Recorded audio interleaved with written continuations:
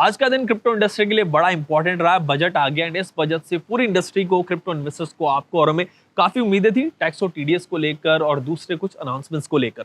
But इस बार finance minister ने budget में क्रिप्टो पर बात ही नहीं की, बल्कि कुछ हिंट्स जरूर हमें मिले जो निर्मला सीतारमन ने इकोनॉमिक सर्वे प्रेजेंट किया था उससे हमें मिले थे। इकोनॉमिक सर्वे में जो क्रिप्टो से रिलेटेड बातें एफएम ने की थी वो बड़ी इंपॉर्टेंट बातें हैं। वैसे आप यहाँ पे भी ये कह सकते हो कि भाई जब बजट में क्रिप्टो पर निर्मला सीतारमन ने कुछ कहा ही नहीं, कुछ बात ही नहीं की, तो ये बजट क्रिप्टो के लिए, इंडस्ट्री के लिए इंपॉर्टेंट कैसे है?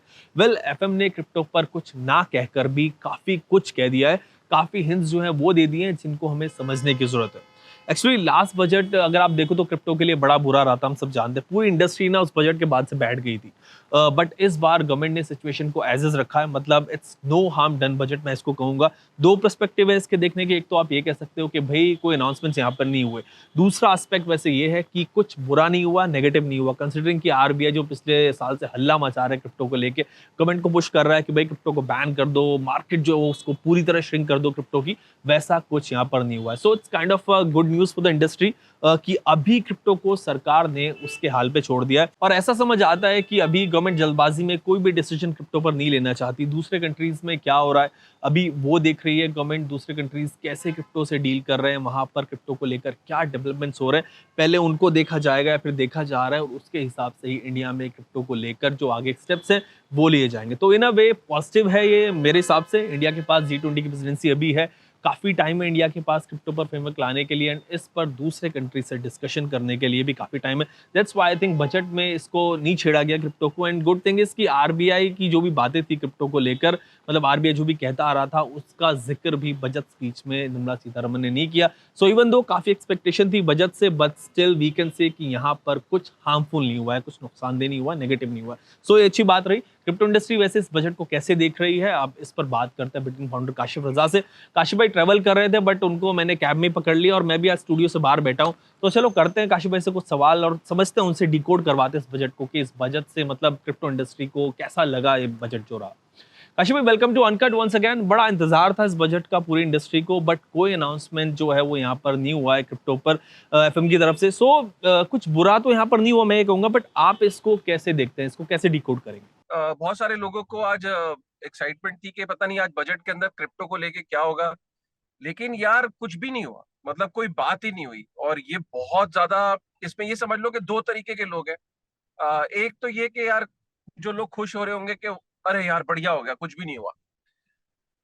दूसरे तरीके के लोग ये हैं जो कह रहे हैं कि यार लॉन्ग टर्म में ना आज कोई चर्चा नहीं हुई, ये गलत हो गया। क्यों, उसकी वजह समझिए।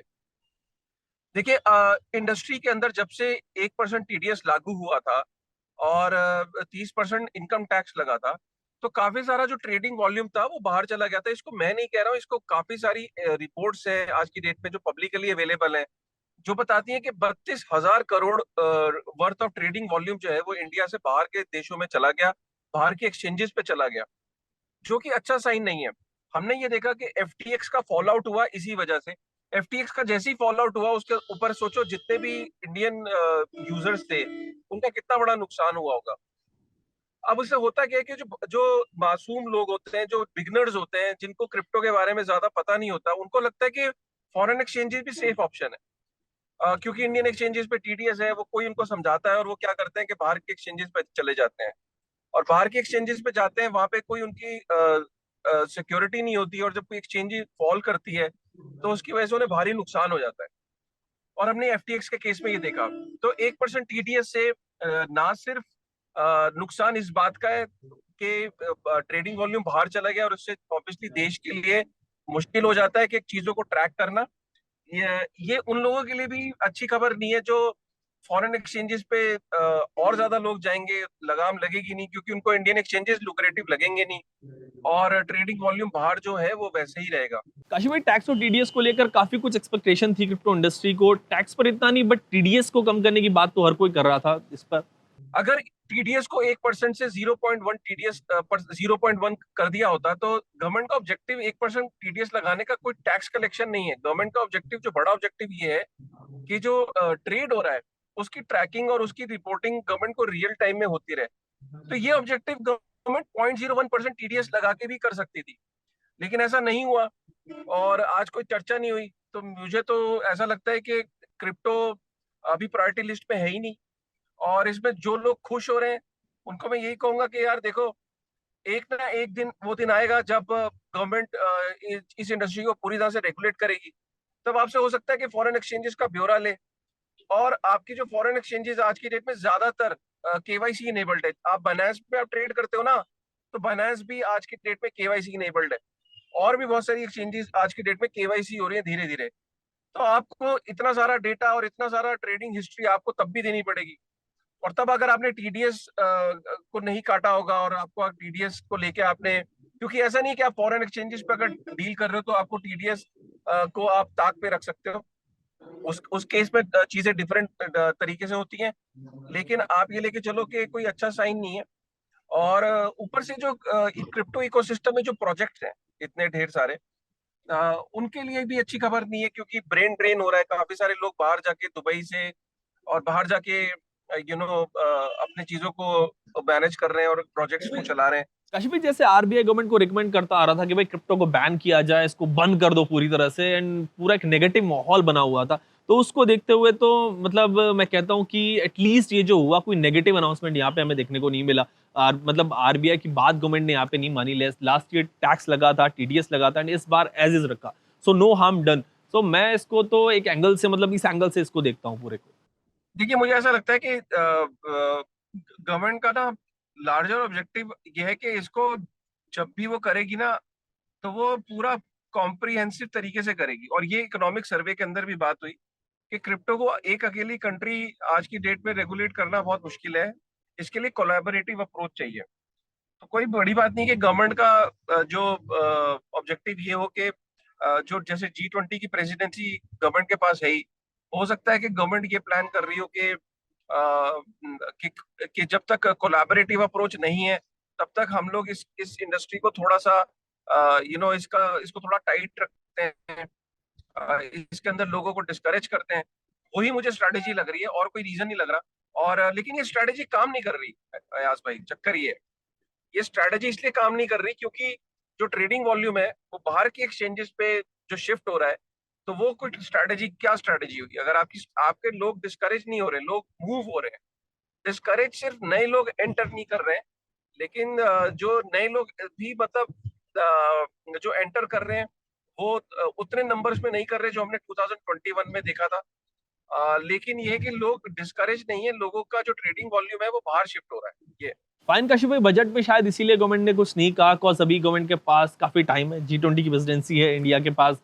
इसीलिए बजट में अनाउंसमेंट मतलब कोई से रिलेटेड नहीं हुआ, ताकि मतलब सब देशों से पहले बातचीत कर ली जाए एंड उसके बाद ही कोई स्टेप लिया जाए। सो ये क्या एक पॉजिटिव साइन नहीं दिख रहा इंडस्ट्री के लिए कि आगे गवर्नमेंट जो वेट कर रही है कॉम्प्रिहेंसिव चीज के लिए? हाँ बिल्कुल। देखिए, जो इकोनॉमिक सर्वे के अंदर बात बोली है, इकोनॉमिक सर्वे में ये बोला गया कि कोलैबोरेटिव अप्रोच की बात करिए, बैनिंग वर्ड को यूज नहीं किया है।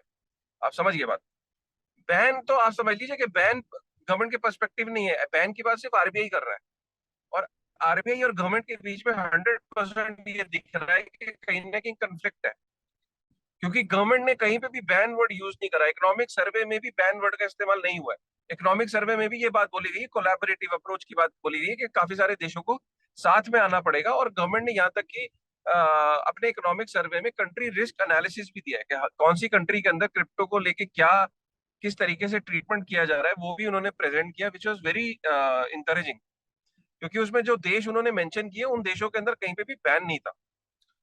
अब इसमें देखने वाली बात यह है कि हो सकता है कि फ्यूचर के अंदर ये होगा कि अभी गवर्नमेंट ने बोला कि चलो जैसी स्थिति बनी से बने रहने दो, सिचुएशन जो टाइट कर रखी है हमने उसको टाइट रहने दो, इसको नहीं छेड़ते हैं। फ्यूचर में एक कॉम्प्रिहेंसिव फ्रेमवर्क लेके आएंगे। वैसे भी G20 की प्रेसिडेंसी हमारे पास है, तो इसमें काफी सारे देशों को वो इकट्ठा करके लेके आएंगे और कोई ना कोई पॉलिसी आप 2023 में देख सकते हो क्रिप्टो के लिए। काशिफ भाई, इकोनॉमिक सर्वे में एफएम ने जो बात की थी क्रिप्टो पर, वो बड़ी इंकरेजिंग थी। सो ओवरऑल क्या हम ये समझ सकते हैं कि गवर्नमेंट एक कॉम्प्रिहेंसिव फ्रेमवर्क यहाँ पर लेके आएगी एंड आगे कोई नेगेटिविटी हमें जो है वो देखने को नहीं मिलेगी कम से कम? बजट में मुझे बहुत उम्मीद थी, खासकर बजट में उम्मीद मेरी बंदी इकोनॉमिक सर्वे को देखने के बाद, कि अगर इकोनॉमिक सर्वे की बात में अगर आप देखो, दो मेजर पॉइंट थे। एक तो कोलैबोरेटिव अप्रोच की बात थी और दूसरा एफटीएक्स के बारे में बात की गई। और वहां पे ये बताया गया कि जो यूजर्स हैं, जो इसमें इन्वेस्टर हैं, ये इंडस्ट्री बहुत वॉलेटाइल है, किसी जमाने में 3 ट्रिलियन की होती थी और अब ये 1 ट्रिलियन यूएस डॉलर की है।